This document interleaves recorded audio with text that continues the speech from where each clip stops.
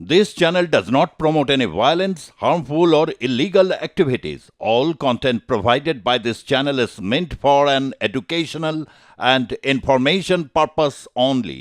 কিন্তু সংখ্যালঘু থেকে শুরু করে আওয়ামী লীগের যারা, তাদের কাছে এক ঘোর দুঃসময়। এমতো পরিস্থিতিতে সর্বক্ষেত্রে ভারতবর্ষের বিভিন্ন জায়গায় নানা রকম প্রতিবাদ ধ্বনিত হচ্ছে। সংসদ থেকে শুরু করে পশ্চিমবঙ্গ থেকে শুরু করে বিভিন্ন জায়গায় নানা রকম বক্তব্য আসছে। এই বক্তব্যের মধ্যে থেকে দাঁড়িয়ে কোথাও বাংলাদেশের এই প্রভাব পশ্চিমবঙ্গ তথা ভারতের রাজনীতিতে ঠিক কতটা প্রভাব ফেলছে গৌতম দত্ত?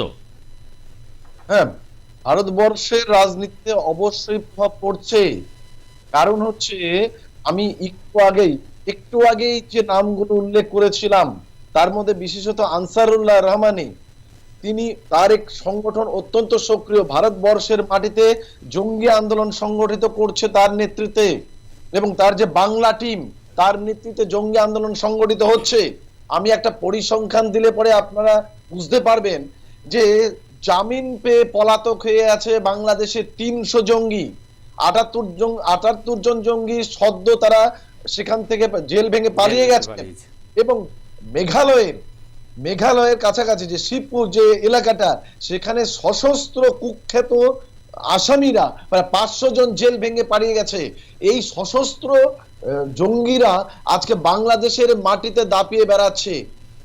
জাতীয় শুধু না, আন্তর্জাতিক স্তরেও বাংলাদেশের অবস্থা খুব খারাপ হয়ে যাচ্ছে। এমনিতেও আরাকান আর্মিদের দিয়ে তারা অনেকটা কোণঠাসা হয়ে অবস্থায় আছেন। আরাকান আর্মিদের প্রসঙ্গটা এই মুহূর্তে বলতে চাচ্ছি না, কারণ 3 দিক দিয়ে যদি ভারতবর্ষ ঘিরে থাকে, তারপরে যে আরাকান আর্মিদের যে বর্তমান অবস্থা তৈরি হয়েছে, এবং তাতে করে কিন্তু বাংলাদেশ খুব কঠিন অবস্থার মধ্য দিয়ে দিন গুজরান করছেন। কিন্তু গৌতম বাবু, ইউনুস থেকে শুরু করে তার উপদেষ্টা পরিষদ উত্তর পূর্ব ভারতের রাজ্যগুলো নিয়ে ভীষণ আশাবাদী।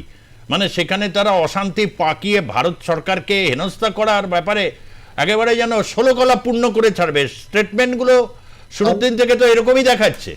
আমি আপনাকে বলি, আমার বাড়ি থেকে মাত্র কয়েক কিলোমিটার দূরে হাসিমারা বেস ক্যাম্প আমাদের ভারতবর্ষের, এবং তার যা সিচুয়েশন, সুতরাং এত সহজেই তারা এই বিশেষত চ্যাংরামান্দা এই চত্বরগুলো তো আমাদের কাছে, যারা তুফানগঞ্জ থেকে খুব কাছে, চ্যাংরামান্দা থেকে খুব কাছে, সিতাই থেকে খুব কাছে বাংলাদেশ, সুতরাং এত সহজে সেটা সম্ভব নয়।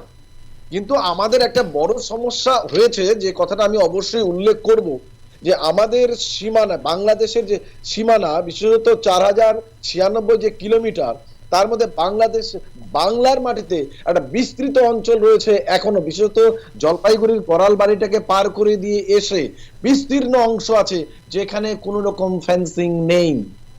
সেখান দিয়ে রাতের অন্ধকারে অবাধে যাতায়াত করতে পারে এরকম একটা পরিস্থিতি তৈরি হয়ে একটা বিরাট অংশ।